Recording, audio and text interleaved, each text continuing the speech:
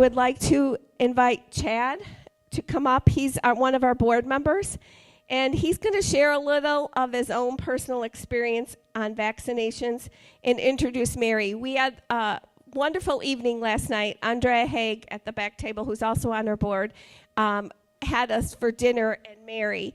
And Chad shared some information I thought everyone might be interested in hearing, a personal experience. So as always, while Mary's speaking, please hold your questions till the end, and I'll bring a mic around. But right now, Chad, will you come up and share your information?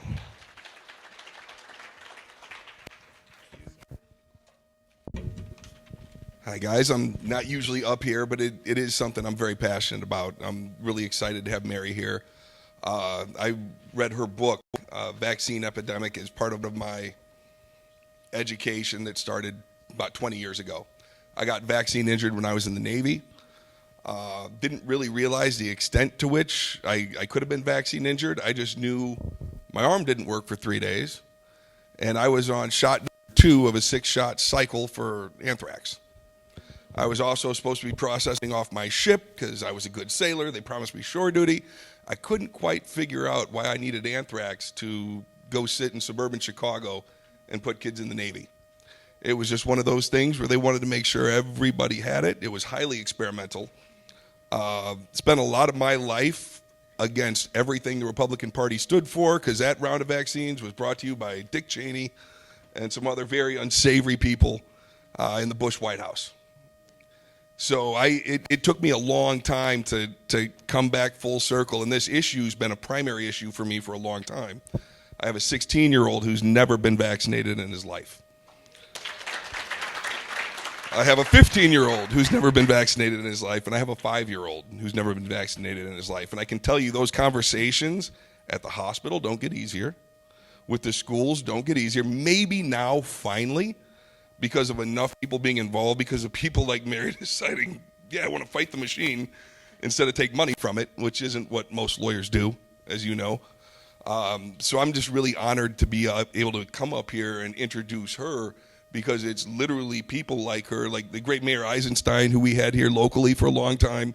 There's a lot of people that fought really hard, and it's a tradition, because it was like a brotherhood. I used to own a juice bar, and all the granola moms were really excited about, what they were learning about vaccination.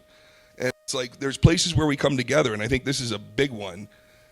But then they politically divided us again, and I see Bobby Kennedy having a hard time getting support from classical liberals. Our country's gone insane. And I think that this issue right here is a big key to solving it, because when people realize they poisoned our kids for profit, they poisoned us for profit, the more you pull back on the mythology of vaccination, the less and less credible it is, all the way back to polio.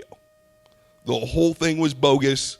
The whole thing was nonsense. And if it weren't for people like Mary loudly waving the flag and making really sophisticated legal arguments that even the people oppressing us with all this, can't deny, you got to be passionate. And that's just me. I just march with signs and yell at people.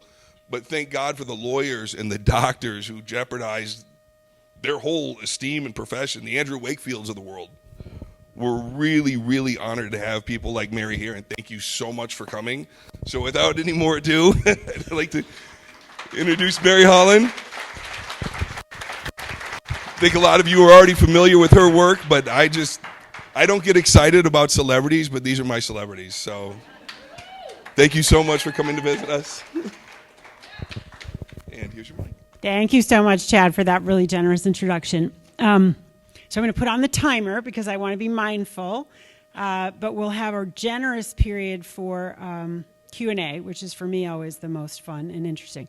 So it's really a privilege and an honor to be here. I've learned about the Three-Headed Eagle Alliance, that you are here to educate voters and to hold leaders accountable and to uphold the Constitution. Those are all values that we hold very dear at Children's Health Defense. We are not partisan. We are not political. And our mission we sort of got started long before COVID, but I'm going to talk to you about COVID. I'm going to talk about sort of what's on the horizon, and I'm going to talk to you about the vaccine program for children. Then we'll open up for questions. But our mission at Children's Health Defense is to end the childhood health epidemics, to eliminate the harmful environmental exposures that are causing it, and to hold the people accountable who have caused these epidemics, and to establish safeguards to prevent future harm. So that's sort of where we are. We started actually as something called the World Mercury Project in 2016 because Bobby Kennedy, who is the founder and chairman on leave of Children's Health Defense, was an environmental lawyer, and he was learning about mercury toxicity in water. And he was traveling around the country, and he was meeting with people, and especially moms. And they were saying, you know, if you really care about mercury toxicity, you've got to look at vaccines. And he, you know, didn't particularly want to look at vaccines. He thought they were great, like most people do in our culture. But over time, he was really persuaded he had to look at them and look at the mercury issue, and over time he learned a lot more. And so in 2018, the organization changed its name from World Mercury Project to Children's Health Defense to look at a broader array of things that are toxic, that are harming our children. So it's not just the vaccines, but it's the food supply, it's what's in the air, it's what's in the water, it's what's happening in the skies. All of those things are problematic. But from the beginning, we've had a strong focus on vaccines, and vaccines have been very controversial. They've been made very controversial in the world and in the United States. Yeah. Okay, so the organization became Children's Health Defense in 2018.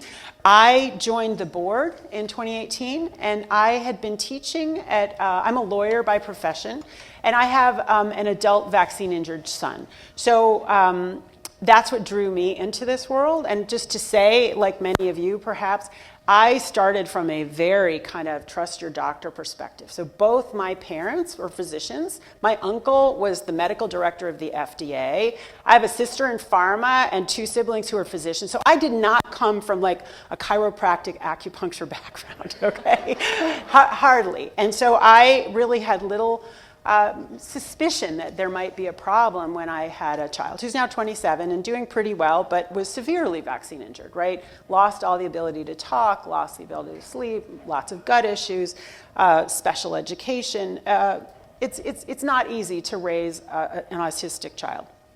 So anyway, I'm also a lawyer by training. So for 17 years, I was teaching at NYU School of Law and at Columbia Law School. But in 2019, when my research was being censored at the university, and I was basically told, you can no longer, I was testifying around the country in state hearings about religious exemptions, philosophical exemptions, writing a book that Chad mentioned, Vaccine Epidemic, writing law review articles about, you know, what's the legality of mandates, what's really the Constitution say about this. The university said to me, it's time for you to stop representing yourself as being affiliated with NYU when you're doing this work. We love you. We want you to stay and teach, but you can't use any of our resources for this. And they were, of course, getting money from Merck at the same time, promoting Gardasil just around the corner. I wrote a book about the Gardasil vaccine, the HPV vaccine on trial. So they didn't like that very much. So anyway, I was very happy to join Children's Health Defense as the general counsel in 2019, just in time for COVID. so that's been very, very interesting. And so COVID so let me just tell you basics about Children's Health Defense. So I told you our mission statement. So, you know, many of us, myself included, had come from other groups. We had had legal groups, we had had advocacy groups, we had science-focused groups, we had, you know, sort of an array, education-focused groups. But we hadn't ever, as a movement, as a kind of vaccine choice movement or as a health freedom movement, we'd never put those things together. And so one of the, I think, really brilliant things that Children's Health Defense did is it put together what we call the 4 pillars: education, advocacy, science, and litigation. And so we have all the brochures that we put on the tables there. We have a free newsletter every day. Go to childrenshealthdefense.org and sign up. It's really credible, well-resourced information. We're covering the science. We're covering what's happening legally. We have a daily streaming platform, CHD-TV. We have an hour every day with an interview with a great scientist or a doctor or a lawyer or a mom or an activist really explaining what's going on in the health freedom movement. We have social media, and we cover things way beyond vaccines. So we're covering a lot about food. We're covering a lot about electromagnetic radiation and the real hazards to our children of exposure to antennas, the antennas that are being put on the schools, 5G, 6G, 7G, all of which are in the offing. Very similar. A lot of the legal infrastructure is very similar to what we have on vaccines. In other words, no liability for the corporations whatsoever. So all of those things are things that we're doing. But I want to talk to us first, before we talk about the childhood vaccine schedule. I want to talk about what happened during COVID. So, you know, when we were just fighting for children related to the vaccine schedule, you know, most adults were like, yeah, you know, whatever. If you don't have small children and you don't have an injured child, most people would kind of go over their head. Everybody's busy, everybody has things to do. But we who have injured children from the vaccine schedule, we knew that this was a rapacious industry, right? You know, and I'll explain, but basically liability protection was put in place for the vaccine manufacturers, for pharma, in 1986. So in 1986, you see the vaccine schedule just skyrocket, and you have on your table showing, you know, when I was a child, there were 3, you know, there wasn't even 3. DPT polio, right, was basically early on, you know, a long time ago. But 86 just ramps up that schedule just incredibly. And why not, right? I mean, what industry doesn't like no marketing and no litigation cost, right? It's a pretty attractive deal. So we knew that this was a rapacious industry. We knew that they were kind of coming pretty close to the end of what they could get away with the childhood schedule. So there's over 72 vaccines on the childhood schedule. But from the time a kid is born to age 18, there's over 72 recommended vaccines. If you really put in all the extras, it's like over 100 right now that are recommended by the Centers for Disease Control and Prevention that have been licensed by the Food and Drug Administration. So we knew that they were going to be looking for new markets, right? So they were putting in the meningitis for teenagers. They had a market sort of in college, but it was fairly clear that sooner or later they're going to try to really enter into the adult space. So lo and behold, COVID arrives. So just of curiosity, how many people sort of feel like something very, very weird went down with COVID in this country? Yeah, everybody. I mean, this was not the country that we knew, right? We suddenly went into this, everything is an emergency, and you do what you're told, right? And that is sort of the emergency. And just again, a show of hands, how many people know somebody who in the last 4 years since, you know, COVID happened, died unexpectedly in whatever context? How many people know somebody that, you know, you didn't expect them to die? It could be an old person. A lot of people, right? A lot of people. Whether that was in a hospital or at home, the cause was unknown. COVID has been very disorienting, and it's not just a phenomenon in the United States. One of the things that I was really privileged to do over the last few years was to travel a lot, particularly in Europe. And the slogans were the same. The 6 feet distancing was, you know, 2 meters in Europe. Everything was the same. So everything really got started in the United States in March of 2020. I want to kind of take us back, as painful as these memories are, I want to take us back, that this started with the World Health Organization, right? This didn't start with the United States. And there's a big battle about, like, who's in charge of health? Is it going to be local? Health has always been local? Or is it going to be people in Geneva, in a different country, dictating to the world? So the WHO declaration led to the US declaration, which led to the emergencies. And you'll remember, if you think back to 2020, 2 weeks to flatten the curve. Do you remember that one? 2 weeks to flatten the curve, right? It was never going to be lockdowns forever. It was going to be 2 weeks. Well, 2 weeks basically went to, 2 years?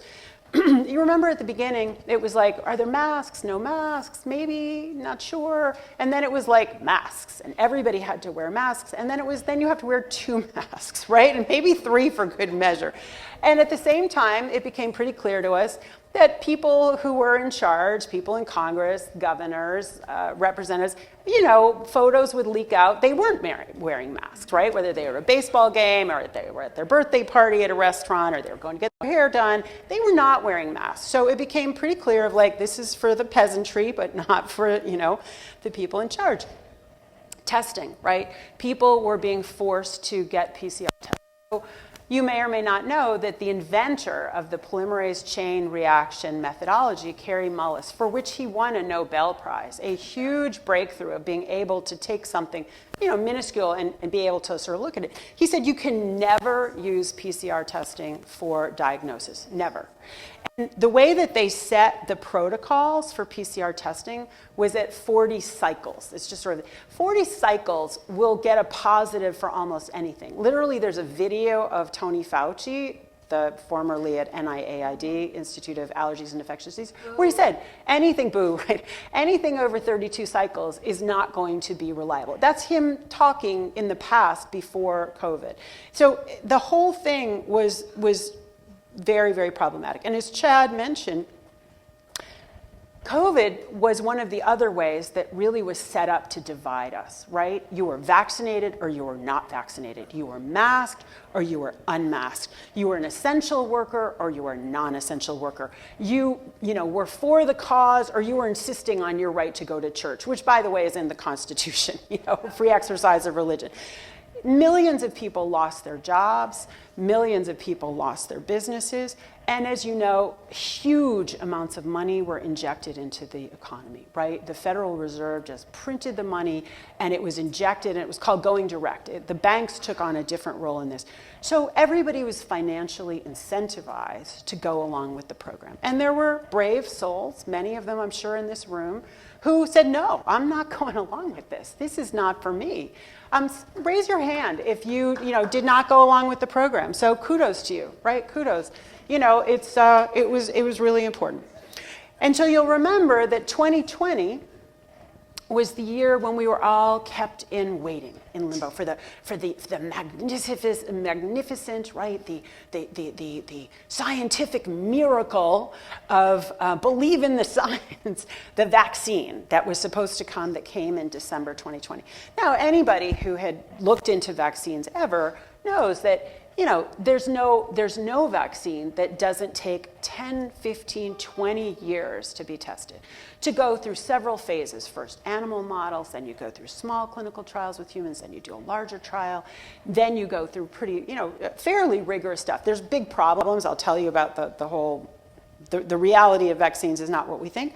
But here they decided in 10 months, to fast track these vaccines through Pfizer, through Moderna, through AstraZeneca, and others, to use a completely new technology, right? Messenger RNA is the platform for these new shots that they were going to rush out in 10 months, right? And messenger RNA had been used selectively for cancer patients. It is a gene therapy. So Pfizer and Moderna had already submitted their documents to the Securities and Exchange Commission, clarifying that this is a gene therapy. Gene therapies have much higher, more rigorous review that's required. So how did they get around this? Everybody's waiting, right? They're in lockdown, they're wearing masks, they want to be free, and the only ticket to get free, is a very small price to pay. Go get your shots, right? So we waited for the shots started to get rolled out. A lot of scientists and physicians questioned this from the get-go. So they made the shots related to the spike on the SARS-CoV-2 virus.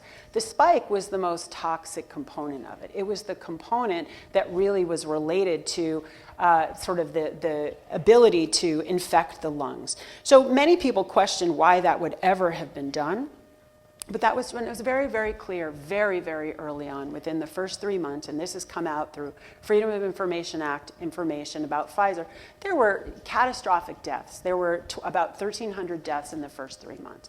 Absolutely the powers that be, and we now know, we didn't know this at the time, the shots in the clinical trials were never tested for whether they stopped transmission. Right? So the only legitimate basis to force people or to highly recommend that people take some kind of medical intervention is it's going to stop the ability for that disease to spread. Well, they knew, again, from the get-go, they had no science to suggest, they had no data to suggest that this shot would indeed stop transmission. And what we now know, in retrospect, is it didn't stop infection. How many people know people who've gotten COVID 4 times, 3 times? All of you, right? So it didn't stop infection, it didn't stop transmission, and in the first 3 months, they knew that it was causing catastrophic problems. Many different types of problems. Heart attacks, even the clinical trial data showed that people in the vaccine group were having higher rates of heart attacks. But they didn't get COVID, so that was sort of the only endpoint that typically they look at. Remember, they don't look at overall health when they look at a vaccine. They look at, did it reduce the burden of COVID? And even that was really, really manipulative. They didn't look at how it reduced absolute risk. They told you it was 99% effective. And then remember, it went down and down and down and down. But it was never 99% effective in the way you and I would understand that. It was it basically reduced, like 1%. It was absolutely, from start to finish, we were sold a bill of goods, and a bill of goods that sadly, really harmed lots and lots of people. So another thing that we started to see in 2021, after these shots were introduced, is we'd never really seen on a mass scale before that businesses would start to implement mandates, right? We had seen in hospitals, those of you who work in hospitals, you were familiar with the flu vaccine mandate.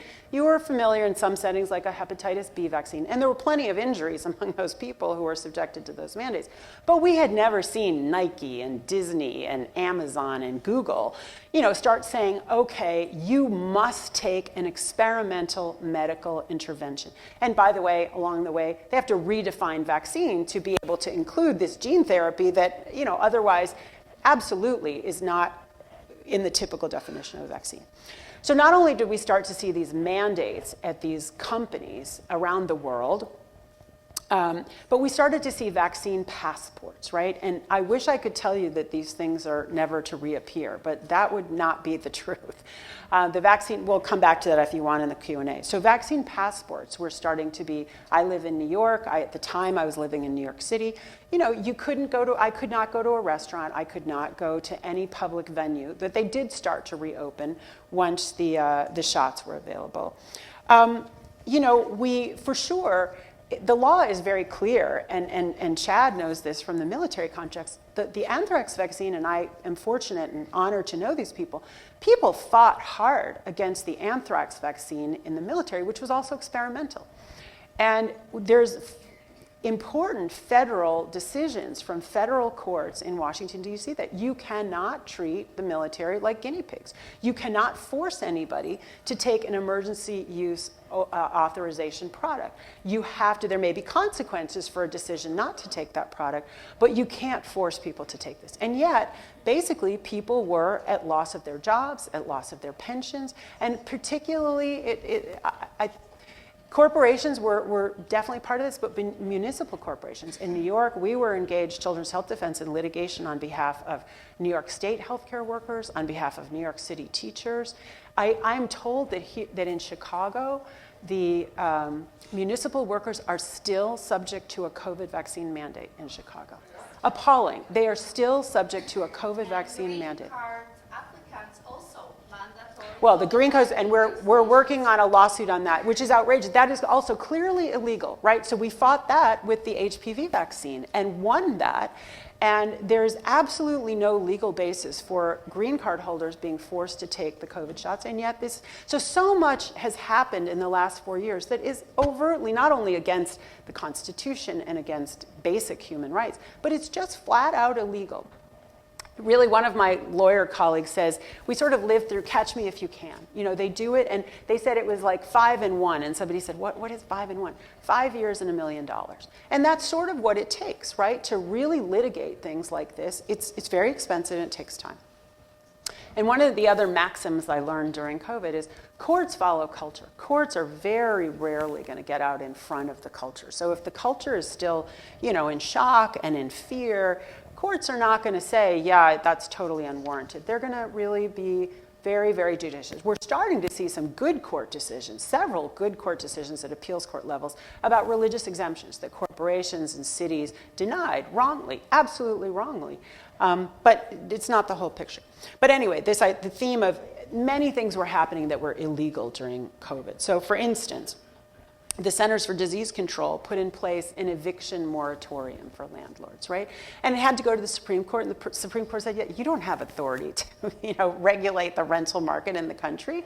And so that was overturned. It was the Occupational Safety and Health Administration that said any corporation with over 100 employees has to have a COVID jab. Well, the Supreme Court struck that down. They didn't have the authority to do that.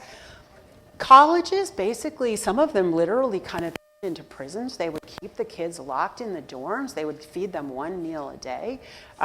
Really extraordinary things. Pervasively, there were these adults had religious exemptions, and under the law, the organization, the corporation had an obligation to make a reasonable accommodation, right? They had to try to accommodate your religious beliefs. And most institutions didn't do that. They sort of had a very, very perfunctory kind of review of religious exemptions, and they just fired people. And as I said, some of that's starting to turn around. In New York, where I live, the legislature just shut down. They basically gave almost kingly authority to the governor, and they stopped going to the legislature. They just stopped doing their work. And another thing that happened during COVID that is less, of course, not really publicized in the media, which has been sort of the lapdog of the powers that be, is the billions of dollars were siphoned out of Main Street and up to sort of the global oligarchs, right? So billions of dollars moved, Main Street was shut down, retail was shut down, everything went on to Zoom, everything went on to Amazon, Facebook, Google. These became the new global oligarchs. And really, in some ways, we've moved into a virtual society. I'm delighted to be here in person, but a lot of the workplaces of the world have now really moved into this very new, very kind of bizarre reality. So I think slowly in 2023, we've been unwinding the emergency, and people have been pushing back. I mean, there has been a lot of pushback in this country. These mandates didn't end because the powers that be wanted them to end. They did not. They intended to have boosters forever for COVID, right? In the European Union, they had 10 doses for everybody already bought. Tony Fauci, with great conviction back in 2021 and 2022, said, we're going to have COVID on every public school schedule, by 2022. Yeah, just like the flu shot. It was going to be the flu-rona every year, the flu shot and the corona. So this didn't disappear because there was no pushback. There was a lot of pushback in 2022, 2023. And so 2023, things started to kind of go back to normal, if you will. But of course, many people had lost their jobs, businesses had been destroyed, and lives were lost. And I want to tell you about some of the latest data that is very, very deeply troubling. So a Canadian scientist, physicist, but a data expert with a team. So the team is led by Denny Roncourt. They have analyzed excess death, all-cause mortality in 125 countries. They'd started with other countries, but they just came out with a 600-page report. And we've written about this in our daily publication, Defender. 125 countries analyzing deaths since 2019. And what they found is that over 30 million deaths were attributable to the lockdowns. They were attributed to the suicide, the abuse, the poverty, the nursing homes, the fentanyl deaths that our colleague mentioned. 30 million deaths worldwide can be attributed to the lockdowns. And that 17 million deaths can be attributed to, since 2021, can be attributed to the vaccines. People died in a whole range of different ways. There were heart attacks, there was anaphylactic shock, there was stroke, and in many cases, turbo cancer. And one of the projects we're working on right now is we're looking at the DNA contamination in the vials themselves, and we're trying to link that to tissue samples from people who develop turbo cancers, very, very rapid acting cancers at a very advanced stage very early. And the interesting thing that this team comes up with is that really there's, and I can't verify this, but I think it's important to think about, that there's really no evidence that the coronavirus itself caused excess mortality in 2020. That, in fact, everything was characterized as coronavirus, right? Everything that normally would have been flu, that would have been the cold, that would have been a motorcycle accident, all of those people got upgraded, if you will, to being COVID deaths. And if you really sit back and you have a cold analysis of 125 countries, they do not find that coronavirus was the killer that it was meant out to be to us. So as I said, we were obviously told lots and lots of lies, right? We were told that the vaccines were safe and effective. We were told that they were going to end the epidemic, that this was going to stop it in its tracks. We were told that the masks were really going to be helpful. Again, the science that's been done, and had been done pre-COVID, suggested that they don't really work to stop, viral spread, but they can really harm the people of making the oxygen flow less and also having you breathe in whatever bacteria you happen to have. The tests were incorrect. They changed the waiting periods for what the tests, right? Do you remember when if you had a positive test, you had to wait, 3 weeks before you went, 10 days, and then they shortened it to 3 days, and then they switched it back. I mean, it was just, they made it up as they went along. And, we and many other countries, we closed down schools for 2 years. In New York City, they closed down schools for 2 years. I mean, devastating losses for these kids, not only in terms of academics, but in terms of growth. I mean, little children, think about being a 2-year-old and having all the adults wearing masks. How do you learn to speak when you can't see people's mouths? What's your impression of the world? I mean, what happened was horrific. And then just to mention, Debbie mentioned the censorship. So we at Children's Health Defense, and Robert F. Kennedy Jr. in particular, we had been on, people communicate now through these platforms. That's just the world we live in. We don't live in the newspaper world anymore in the 7 o'clock news. We live in a different world. So we were on Facebook, we were on Instagram, we were on TikTok, we were on Twitter, we were on YouTube, and we were trying to use those platforms to reach people, to educate people. Here are some of the risks. Here's what we're learning about people who've been injured. Here's what we have come to know. We were not only deplatformed from all of those things, but literally from the White House, Jen Psaki, the media person at the time, vilified Robert Kennedy as one of the disinformation dozen, called out Children's Health Defense by name, and now, having gone through the Twitter files and having had the subcommittee in the House on the weaponization of government, we were absolutely being called out by the White House, communicating with each of these platforms, Google. And the White House and the CDC and other government, they were threatening social media. If you don't cooperate, it'd be too bad if we had to bring an antitrust action against you guys. I mean, they were clearly under threat, and they went along, and this was joint action, and so we're litigating that in a number of different lawsuits. So, why did they do it? Because propaganda and censorship work, right? They absolutely work, and money. And I was just going to say, and money works. And all of this was financially incentivized. Exactly right. It was all incentivized so that people could feel like, well, I'm just doing my job. I'm just being paid for this. I don't know the big picture. The government can't really be that wrong. Everybody's doing it around the world, right? So people just went along, right? And I want to actually read you a quote. So a woman who escaped the Nazi Holocaust, Hannah Arendt, really studied what happens in totalitarian societies, what happens to people, why do they go along with it. And I want to read you a couple quotes here. So I want to read you what she said. She said, "The ideal subject of totalitarian rule is not a convinced Nazi or a convinced communist, but people for whom the distinction between fact and fiction, i.e. the reality of experience, and the distinction between true and false, i.e. the standards of thought, no longer exist." And then there's the writer who cited that. So people can't tell. We're in a very disorienting time where we really don't know what is the difference between truth and falsehood. What's the difference between, what's reality and what's virtual reality? What's made up? And so the commentator, and this is a very interesting physician scientist, David Bell, who worked for the World Health Organization, and he's been very outspoken now against everything that's happening. And he says, we're in an incredibly dangerous time because lies are not just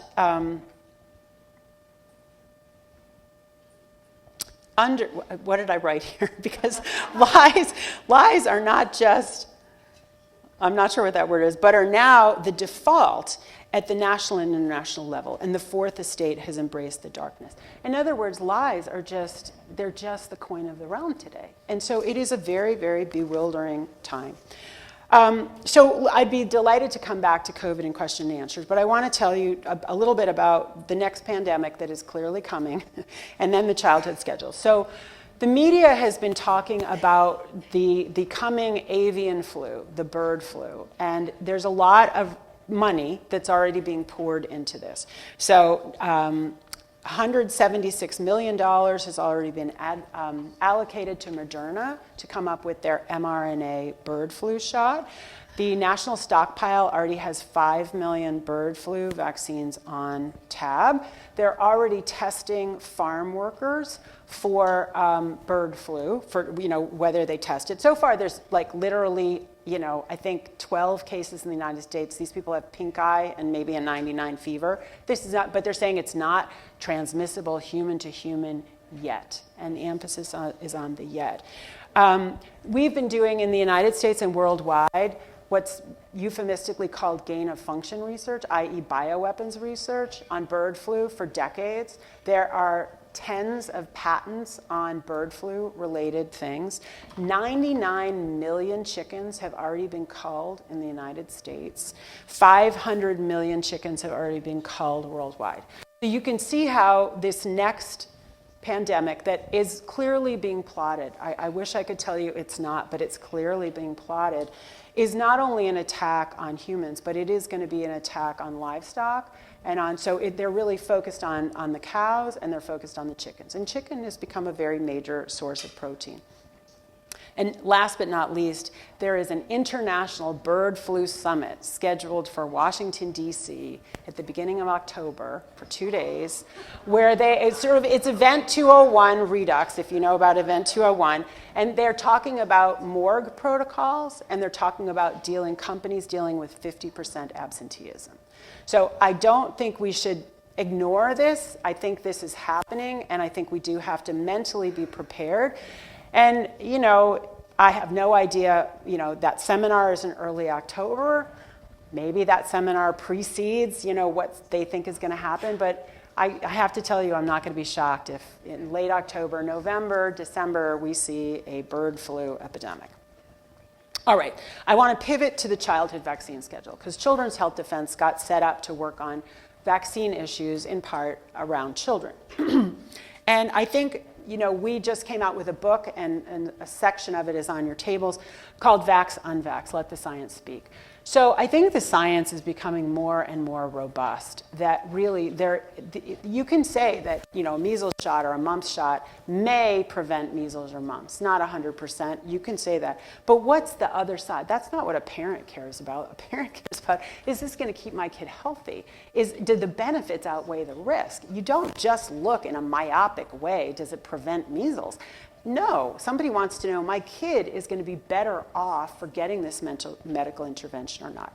And the reality is that back in the 1980s, before this liability shield was put in place, we had 1 in 10,000 kids in the United States with autism. We had about 10 to 15% of kids who had some kind of health condition, serious, special needs condition.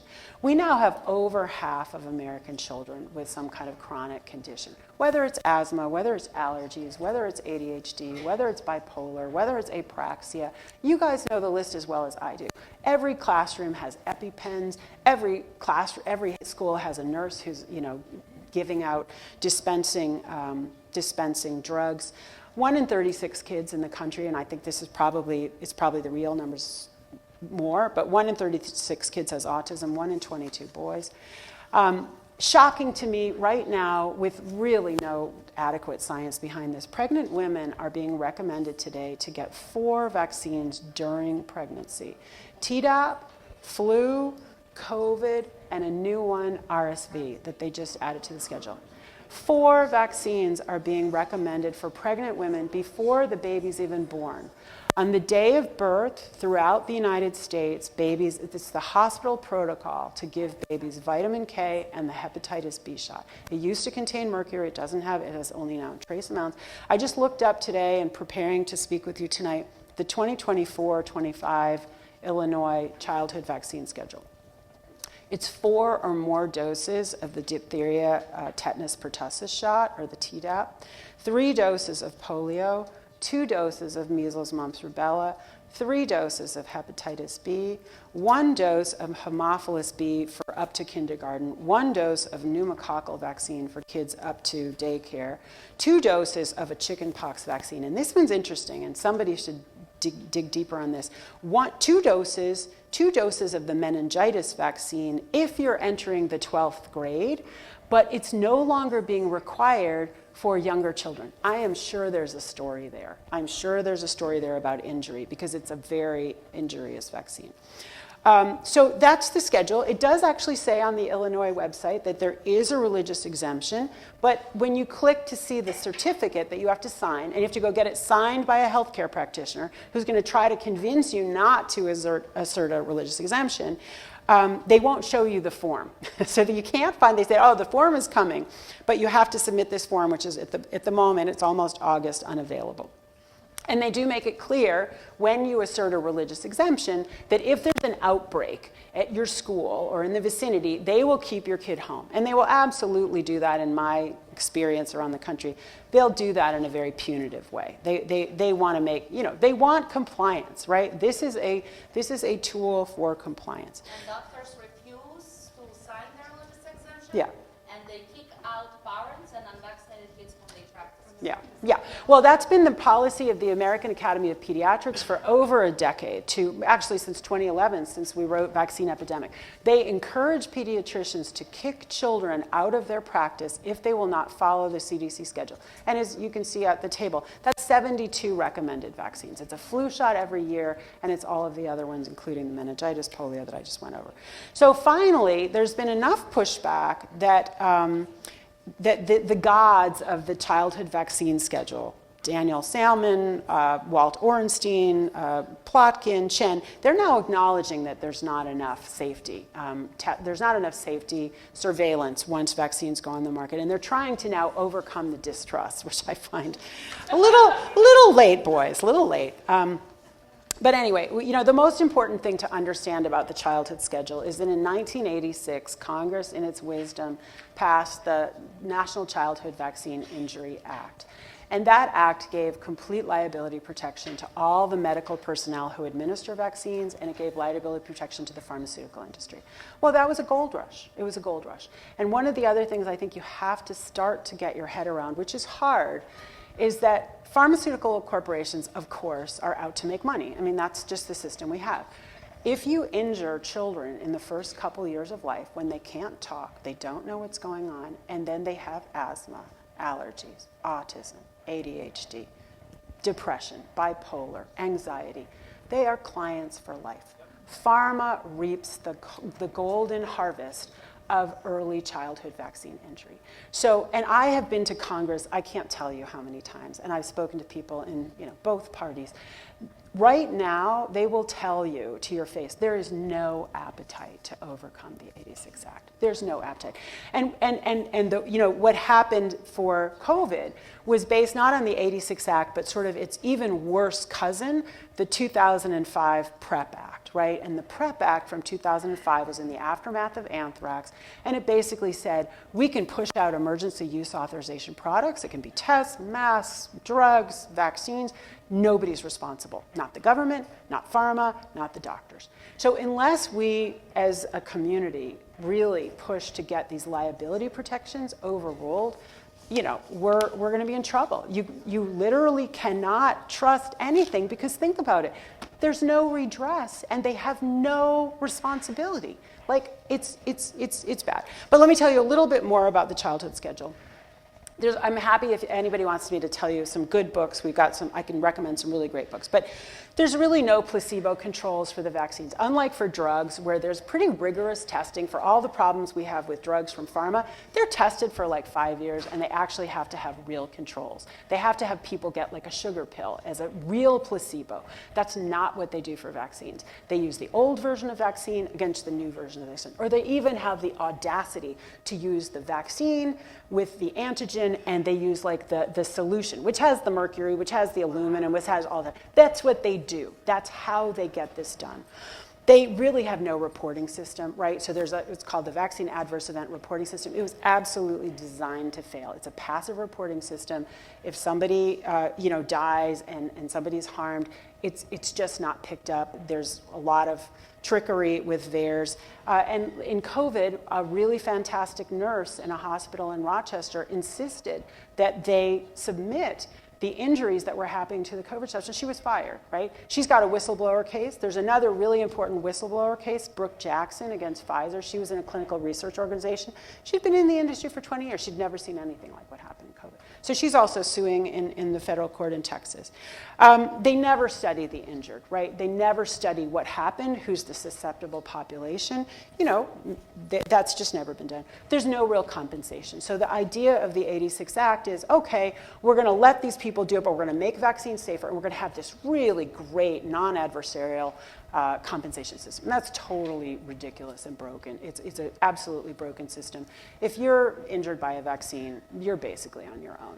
There's really no compensation. And for the COVID panel, which is called the Countermeasures Injury Compensation Program, it's even more laughable. I think they've paid out a total of like, I don't know, a couple $100,000 to 60 people. I mean, it's absurd. So I think basically the recent science is telling us very clearly that that the science is not there, that they have not done the real science to prove any overall net benefit from the childhood schedule. And the science that we do have available, and we just published a book called Vax, Unvax, Let the Science Speak. The Vax, Unvax, Let the Science Speak, and it's on the table, and you can find it on our website. Robert F. Kennedy and Brian Hooker, our chief science officer, it was on the New York Times bestsellers list for a couple weeks. It really is suggesting that the harms outweigh the benefits to the childhood schedule. I think that's, which is not to say that a vaccine won't prevent mumps or won't prevent measles. It may do that. But the overall benefit, if you look at the outcomes of serious health conditions, I think is really pointing in the other direction. And I think, in my view, the law has advanced a lot since the landmark case that justifies these vaccine mandates. That was a case from 1905, Jacobson versus Massachusetts. We've always had the right to control our bodily autonomy, but those rights have been amplified a lot over the last 120 years. And so I really think the Supreme Court has not yet taken a case to review and relook at Jacobson, but that's going to happen. I personally believe that all medical decisions have to have prior, free, and informed consent. I think all mandates, and CHD takes this position, mandates are simply wrong. We are not all the same. We are not the same. We have individual biology, and we have to make individual decisions. And individual decisions with you and your healthcare practitioner are going to be the best decisions. It's not going to be somebody in Geneva or somebody in Washington who's going to make the best decision for your health. And I think we saw that pretty clearly during COVID. So I think I'm going to stop there. I have a minute to go. So 44 minutes, and I'd be happy to take any questions. Yeah.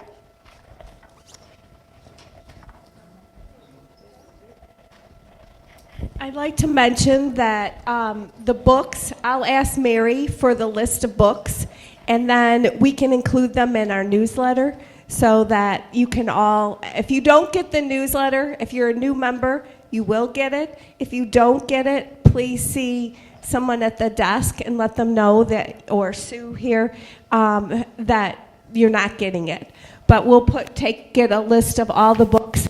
And you also mentioned some movies, Vax 3. So on our website, excuse me, we have On the CHD TV, you can find movies. So for free, you can watch, I think, a really powerful film. It was done by our head of CHD TV, excuse me, called Vax 2. And Vax 2 interviews families with children who've been injured, and it interviews families with children who are unvaccinated. And it's very powerful. It's very, very powerful. But there's other films there. Andy Wakefield's first film, Who Killed Alex Bortolakis. It's a very powerful film. There's a one that I helped to put together called Infertility, a Diabolical Agenda. There's some really very, very powerful films there. But I'd be happy to sort of give you a navigation tool for where to go on the website. And we'll also include, Mary has her own books as well that she's written, so we can include those if you're interested in reading those. One thing I wanted to ask, one of my big ones that I don't personally like is hepatitis B. Can you expand on that one? Sure. So the hepatitis B vaccine was invented, I think, in the late 80s. And, you know, hepatitis B is a disease that is common in IV drug users and prostitutes, very promiscuous people. It's not something that, you know, newborn babies would generally be, you know, really at great risk of. But they tried pushing, the pharma, pre the 1986 Act, tried pushing this to the population that most needed Hep B, right? Prostitutes and people who were IV drug users. And lo and behold, there wasn't a lot of uptake. So they had this brilliant idea, liability protection, 1986. Let's just push it out on the whole population of newborns. And it's really stunning because a mother who is Hep B positive can get a dose of immunoglobulin. They might be able to vaccinate that baby. There's zero reason to give this to all newborns. And I have a colleague, a physician, who actually wrote to the CDC, and this is probably 15 years ago, and he was like, can you guys explain to me like why you're giving Hep B to babies in the hospital? And he said, the CDC literally responded, well, we want to get people kind of in the groove. We want to get them in the habit. And I can tell you a really extraordinary story out of Chicago here. So we worked several years ago. This is back in like 2019, pre-COVID. I worked with a young father who lived in Chicago who had decided not to vaccinate his baby. And in the hospital, he and his wife, who had just had a baby, refused the Hep B shot. And you know that in Chicago is the American Academy of Pediatrics, so there's, you know, quite a tight connection, I think, between AAP and some of the hospitals. Well, they were visited like several days later by Child Protective Services. And it turned out in an investigation that any parents who were refusing the shot in that area were being visited by Child Protective Services, basically threatening the parents with neglect. And I've heard this in lots of other places. So the Hep B is sort of like, you know, it's starting the whole compliance issue. And then remember that babies are being asked to be brought in for a well baby visit at 2 months, where they get a whole battery of shots. They're being asked to come in at 4 months, at 6 months. And then 12 months or 15 months is when they get measles, mumps, rubella. And in Holland, in Poland they also gave hepatitis B and TB, tuberculosis. Mm-hmm. It's mandatory in Poland still. Yeah, not in the States. TB's, yes, yeah, on the day of birth. Terrible. I mean, you know, really outrageous. And what happens to, you know, some babies are injured, you know, with the Hep B and die. I have colleagues in the vaccine epidemic book. There's a really powerful chapter by a father whose baby died, you know, on the Hep B shot right after birth. You know, some babies are injured severely by the 2-month, the DPT shot. Some babies, you know, are injured. A lot of babies are injured by the measles, mumps, rubella. Of course, we just published a paper from our science department. When you add the vaccines together, diphtheria, tetanus, pertussis, measles, mumps, rubella, I mean, it's just common sense that it's going to be more likely to be injurious, but it's exponentially more likely to be injurious when you do that. We'll get someone back here. Oh, for first. sure. SIDS is absolutely related to the early vaccines, for sure. I'll come up and get you. We'll start back here. Yeah, I hate to open up this can of worms, but it's come out lately, and it's been around for a while, that graphene oxide is showing up in the anesthetics, and they have implicated one lately that's probably by far better than the rest. And I was wondering if you have any comments about that. Yeah. You know, I do not consider myself really knowledgeable about the graphene oxide issue. I've watched videos, I've listened to it. I don't think I can comment on that. I think it's a concern, and certainly in the COVID shots, people have alleged that it's there. People have alleged that there's connections, but I can't really adequately speak to that. Hello, everyone. My name is Lori Bauer. I'm a licensed social worker, and I currently work with a lot of Medicaid students. What do you recommend I tell my families if they choose not to vaccinate, what to tell their doctors? You know, I think it depends on who their doctor is. Every family is different. I mean, the exemption that you have in Illinois, which we no longer have in New York, so it's at risk, it is at risk, is a religious exemption. So it may be the case that a physician would be more willing to understand it if it's framed in a religious context. Yeah? Yeah, so I was able to use a religious exception for my current job, which I work in Cook County, and I got this job about a year ago. I'm afraid to tell my clients that they can use the religious exception because we're not allowed to talk about religion in the social work field. Oh my God. Yes, I know, it's crazy. So that's just Well, my question. Besides saying, hey, it's a religious exemption, what else could we say? well, I think you could show people, right, okay, I understand. So I was happy to see, because a lot of states basically try to hide the fact that there is a religious exemption. On the Illinois schedule for 24-25, it does say on the immunization page the religious exemption. So I think you could just give people, say, you might want to look at this and you might want to see what the basis is, or something like that. The only basis, let me explain that, because doctors have been so vilified for not being compliant, right? Any doctor who writes a medical exemption anywhere in the country is under the scrutiny of the licensing boards. I mean, 100%. So it's almost impossible to get medical exemptions, which is tragic because there are lots of people who need and absolutely deserve medical exemptions. So in New York, for example, I know families that basically didn't want to homeschool their children, but they had no alternative because the schools in New York, the school principals in New York State are empowered to overrule treating physicians about medical exemptions. So medical exemptions, and we litigated that all the way to the Supreme Court, and they didn't take the case. I mean, it's just appalling. It's just appalling. So medical exemptions basically don't exist. You have to have in your head that they don't exist. So the only really reliable, strong exemption, and the only one in Illinois, is a religious exemption. And it worked for me. I can't testify to I that. can talk to you about that later. It did work for me. I will give you the letter. I wrote a very detailed letter on why I couldn't get the COVID shot. But yeah, I can testify to that. Great. Good evening. Thank you for coming here. I'm a physician. I'm not a pediatrician, and I don't have great knowledge of vaccines. But this afternoon, I was doing surgery on a man, cancer on his arm. He was paralyzed on his other arm from polio. And he said that when he was a young boy, that summer, in the 50s, I think, 4 boys got polio, 3 died, he lived. Had another person this morning who limped in, and he had polio in his leg for the rest of his life. So I saw 2 people today with polio. And I was thinking about in the 50s when there was Salk and Sabine, and you mentioned something that was very important. Most vaccines take years to develop. Smallpox, phenomenal vaccine. One thing I got out of your talk is money, politics, no liability.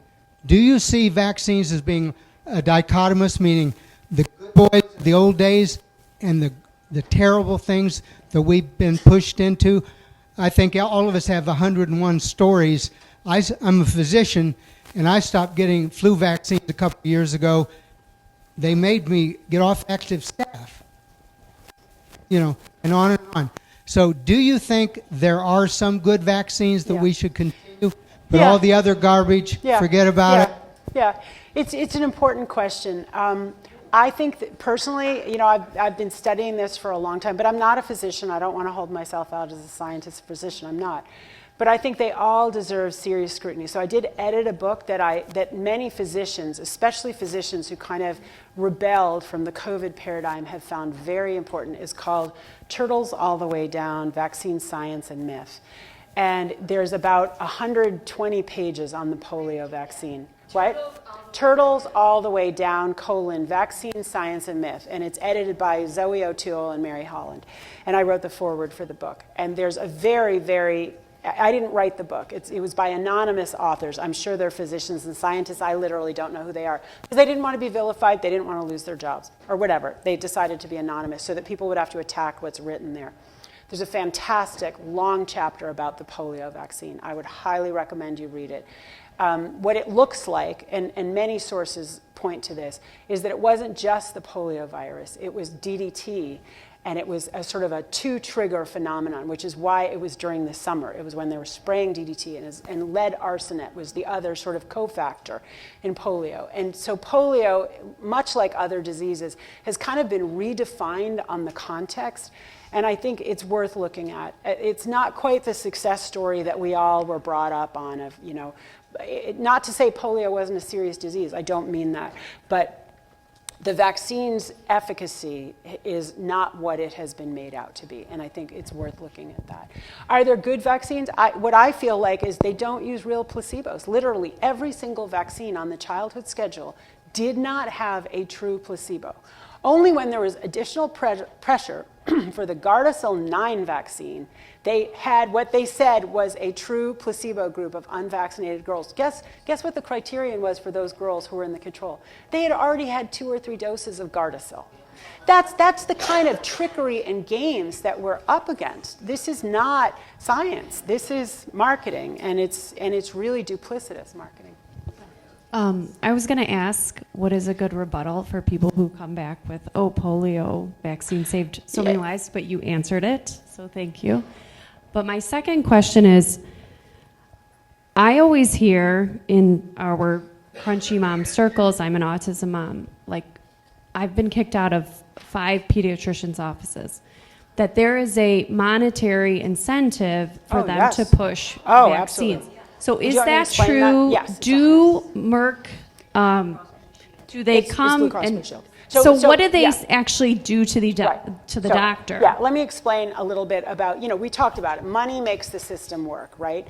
So pediatric practices, so for every dose, and we actually did an interview very recently with pediatrician Paul Thomas on this, and he explains this, and it's on our website. So for every dose of a vaccine that a pediatrician gives, he or she gets kind of like an upcharge, right? Like it's $20 for each one. But the real money comes when over 85% of the children in the practice are in full compliance with the CDC schedule. Then they get a bonus of like $40,000, right? So basically what Paul Thomas explains, he was running a clinic where there were a lot of unvaccinated children.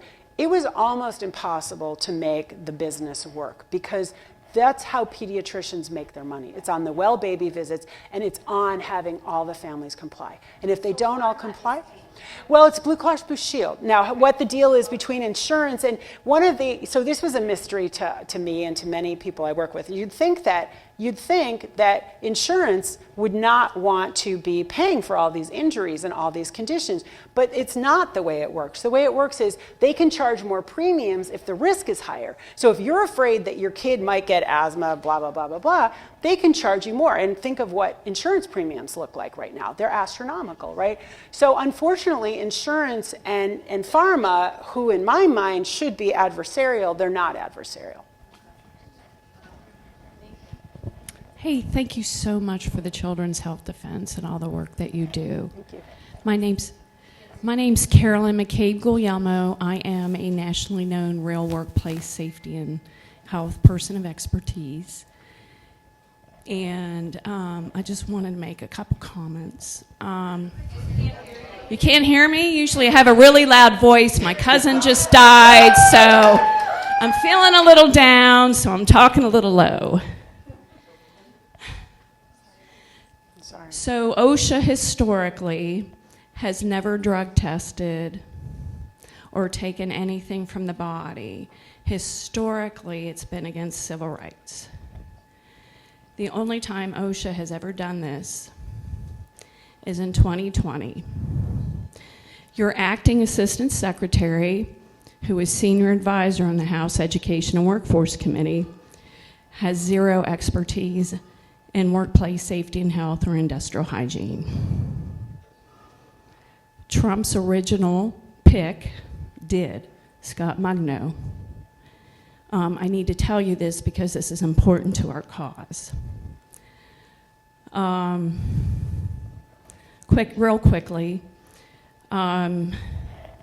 every single workplace safety and health organization forewent real science. Yeah, absolutely. I'll be glad to talk to you, a side conversation. Sure.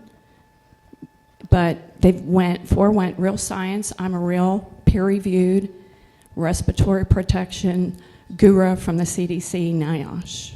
So let's talk. Great, thank you. Got a quick question. It's a gut feeling question because nobody can predict the future. But do you envision that they're going to force compliance for medical insurance?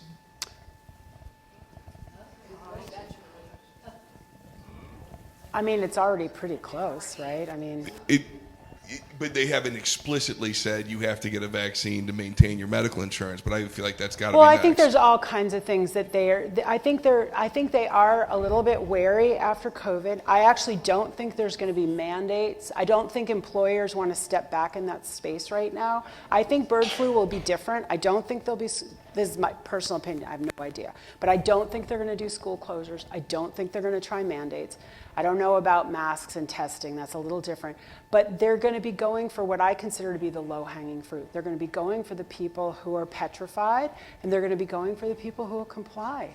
And it's literally kind of culling the herd. I mean, this is a very evil program. It's a very evil program. Since your answers are more highbrow than mine, I want to say one thing that's really basic when they push back on you. It's bad science to say it's safe and effective for all people all the time. That's BS on its face. Total No BS. other medicine works Total that way. BS. And if you Total call that BS. out, you'll usually shut up even a physician. So, I have a question. Can you hear me? I have 9 grandkids. 5 of them are under 5 and under, okay? So, they're all qualifying for preschool, homeschool. If you go into homeschool process, do they have to have these shots? No. No. So why are we doing this with our grandkids? Right? Screw this. Yeah, I agree. Homeschooling is a really important alternative. There's no question. Absolutely. Hi, I'm Colleen Frayne, and I know Mary.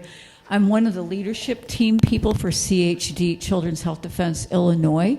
So if anybody's interested in getting on our newsletter, you can come Thank to you, me Colleen. afterwards, Thank okay? you. Great. All right, Thank you. thanks.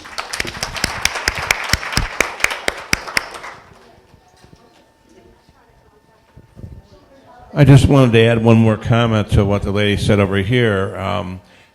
OSHA now, if you're an OSHA instructor, if you talk negatively about them, they want to censor you and take away your license as well. There was just a new directive that just came out not long ago on that.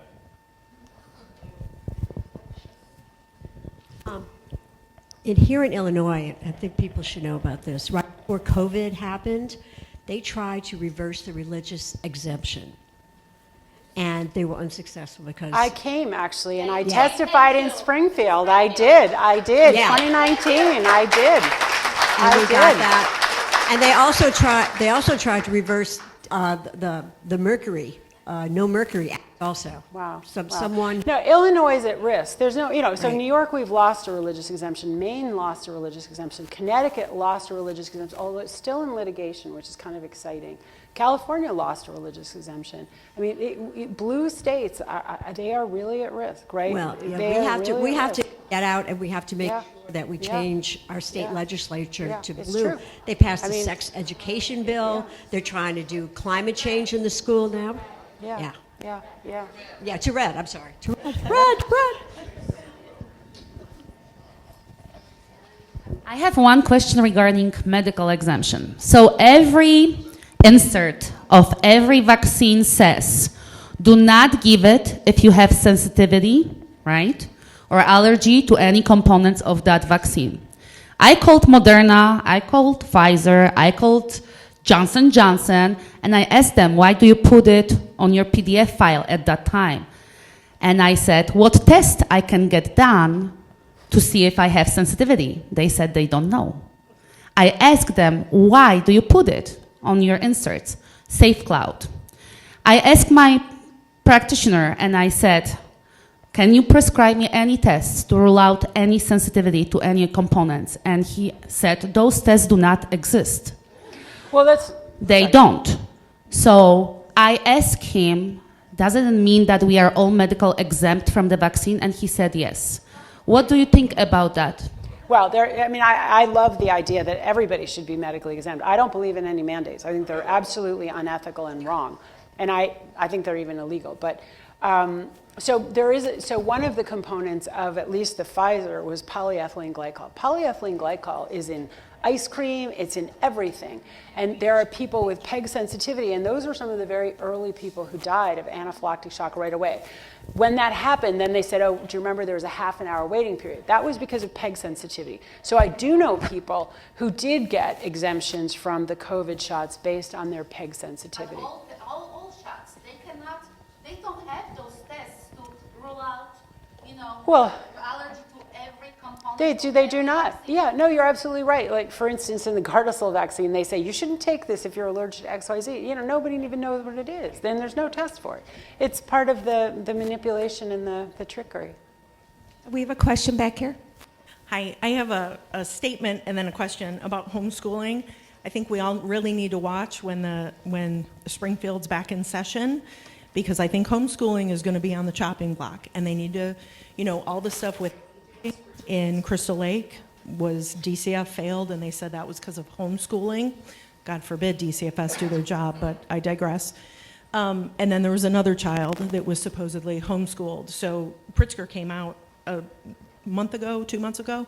So I think we really need to watch and make sure it's not a left or a right issue, which we all know is hard to do. It's coming in and out, sorry. I'll just be loud. So I think we really need to watch and make sure that our legislatures are not passing that stuff. Second thing, I have several people that I'm related to that have had vaccine injuries because of COVID. Where did you say that study was? I can send it to you. It's by Denny Rancourt. If you Rancourt, and you could even just put it into Substack and you'll get it. But if you go into Defender, Children's Health Defense, we have like a question bar. Just put in Rancourt, Rancourt. Yeah.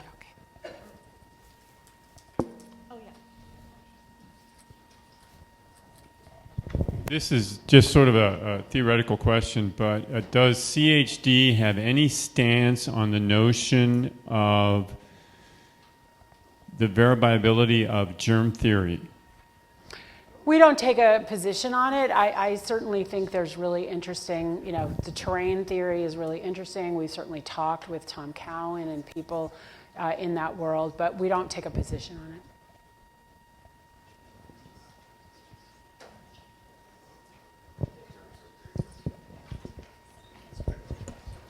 Hi, I'm so sorry. I don't mean to be a know-it-all, but to the women about the homeschool. My son currently goes to a private school, and there is a doctor that is not affiliated with Northwestern, pediatrician in Elgin, that will write letters for you, for your children not to be vaccinated. Great. I will Google the name of the doctor, but I can't remember the name. I'm sorry. I had a list of like 40 doctors in Illinois, so. Did you have a question? I think that for the past 4 Did you have a years, question? so I had a list.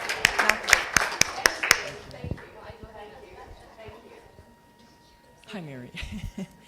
So it came out a while.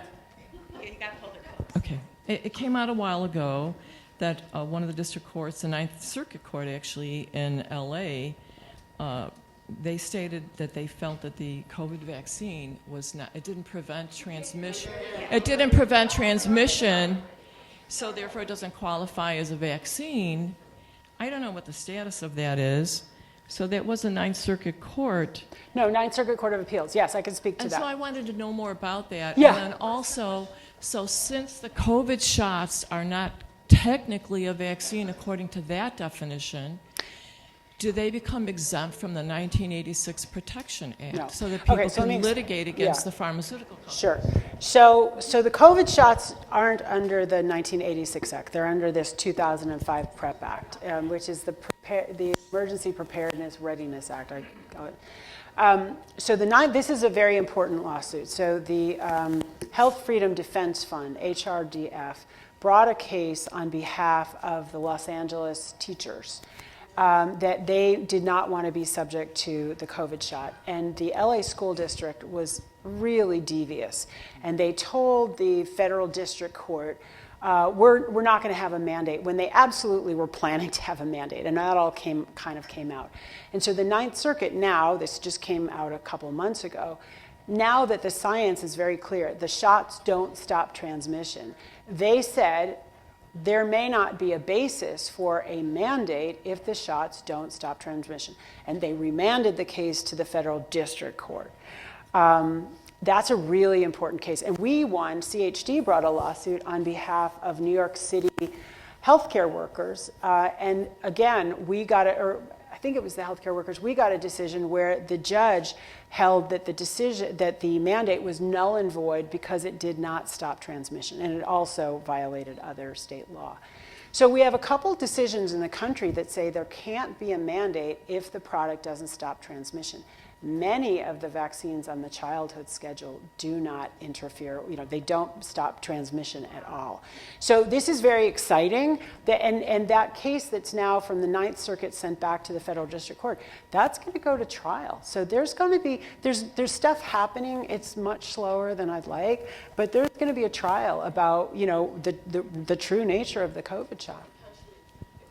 But it does qualify as a vaccine. So the CDC and the FDA changed the definition of vaccine and expanded it to be able to accommodate the COVID shots.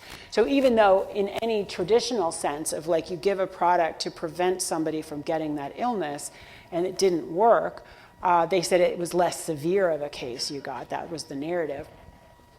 They did change the definition. And I didn't mention another really important science article from the Cleveland Clinic, right? That's very mainstream. And they have a publication that shows that the more doses of the COVID shot you got, the more likely you are to get COVID. So, Cleveland Clinic peer reviewed. I have to admit, every time I hear someone talk about applying for an exemption, a religious exemption, I get triggered.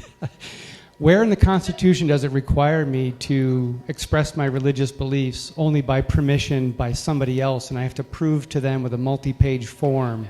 Of course, this does not comply. Where? Yeah, of course. I mean, free exercise of religion. And so religious challenges have been brought to the Supreme Court. So far, they haven't taken them. No, this is the competition between this sort of public health exception to the Constitution that is metastasized beyond all. So the good news is some of the justices on the Supreme Court have said, this is crazy, right? This Jacobson is a very narrow law related to epidemics. It should have nothing to do with, whether or not, I can go to my church to worship. There are definitely people across the country now who are like, there's something really, really, and the Ninth Circuit, the most liberal circuit in the country, just said, hey, if it doesn't stop transmission, we probably shouldn't be allowing any mandates. candidates for it. So are things shifting? They are shifting. It's just we're probably about heading into another pandemic. I have a question. Many of us are grandparents in the room, and we have to relay this information to our children who we raise to say, what does the doctor say? And so now we have to turn that whole conversation around and try to re-educate. And so I can easily do the hepatitis B, and I've been fighting that one because to me, that's just common sense. Are there any other vaccinations that you could give us a narrative on? Maybe pick the worst or the best one that we could, I've said my grandchild is not using drugs and not having sex at 15 months. So what would you suggest? Well, the other one that I would call out right away, one of the most injurious vaccines is measles, mumps, rubella, MMR. It causes MMR. It causes, MMRV. They added varicella. It explicitly it causes seizures. Right, it's right there on the product insert. So it's 3 live viruses at once. No normal child is ever going to encounter 3 diseases at the same time. It's just not possible. And remember, Debbie, I'm old enough. I had measles, mumps, and rubella. These were childhood diseases. And what would happen to children when you recover from this, you're home for a couple days. You want vitamin A, so you have ice cream, right? It was, for a healthy, well-nourished child, measles it's not trivial, but it's nothing. It's not a big deal. And what older pediatricians would say is you would observe developmental leaps in these children when they recover from the disease, because from the illness, it's a childhood illness. They were developmental milestones, and there's lots of science out there that shows that the immune system, you use it or lose it. The child's immune system mounts a response. They are immune for life, unlike these shots that do not last for life. It's a big problem with the MMR shot. And their body is stronger. They're less likely to get certain types of cancer. There's really good evidence on this. So the MMR is it's sort of almost handicapping a child's immune system. Isn't Merck still in litigation on the safety of the MMR for like 10 years? Is that a fact? So there was just a hearing. So I highly recommend to you the film Protocol 7. You can go and look up Protocol 7 is Andy Wakefield's latest film. It's really good. So there was the litigation has been going on for close to 15 years. There was just a hearing in the Third Circuit Court of Appeals in Philadelphia. We had a group of people rally outside the court. And so it's appealed after 10 years of litigation with an extraordinary affidavit from the former head of the FDA, David Kessler, who explained all of the different ways that Merck was engaging in fraud. And we've been really covering this at CHD's Defender and CHD right now. He dismissed the case. A new judge was pulled in. He dismissed the case on summary judgment saying, well, the government did not consider, the FDA accepted the use of rabbit blood as testing the mumps component, and the FDA and the CDC didn't object. So therefore, if the government didn't object, it's not material. It may be killing children, but it doesn't really matter, right? It may cause mumps epidemics, but it's not material. So that is now on review by the Third Circuit Court of Appeals. It could get reversed, and again, that could be huge. It could be huge. We, Children's Health Defense, have been supporting litigation against Merck in the state court in California and in federal district court in North Carolina for the Gardasil vaccine. We believe that the Gardasil vaccine is a fraud from start to finish. It's allegedly to stop stop cervical cancer. So a case is going to trial in October in state court against Merck for the Gardasil vaccine. This will be the last question. No. I hope it's a good one. Will there be a replay? Yeah, we have a video. Okay, thank you. What is the science on mercury in vaccines? Is it still in there? Yeah. So mercury is one of the most toxic substances known on the planet, right? The idea of ever putting mercury in vaccines was like about the most boneheaded idea you could ever come up with. But again, you have like liability shields, like who cares, right? So there was a big brouhaha about thimerosal, which was half ethyl mercury by weight. And there was enough of a brouhaha, and there was enough sort of attention within the health agencies to get it pulled out by 2001 as a preservative. It was being used as a bacteria fighting agent in multi-dose vaccines, right? So it was taken out. As a result, they put in a lot more aluminum, another extremely toxic subject, but they kept in mercury in quote-unquote trace amounts. Any amount of mercury is harmful. It's beyond trace amounts in annual flu vaccines. They kept that in there. Not in all of them, but in some of them. So I highly recommend, if you haven't watched the movie, Trace Amounts. And I think Trace Amounts is also in the movie section on CHD TV. How can we see protocols? Protocol 7, unfortunately, we don't have on our website. If you just go to protocol7.com, and they're about to start streaming on that. There were premieres around the country. I went to the premiere in New York City. It's a really fine movie. I highly commend it. The number 7, protocolnumber7.com. Just look up Protocol 7, Andy Wakefield, and you'll find it. And I think the streaming is starting very, very soon. One last thing in reference to what you said about the thermos, is that Thimerosal. Thimerosal, is that is no longer being used? No, it is being used. It's being used in annual flu shots. Just in multi-dose vials, and it's being used in trace amounts in other childhood vaccines. Okay. Okay, well, thank you, everyone. Thank you to Mary. We greatly appreciate all of your information.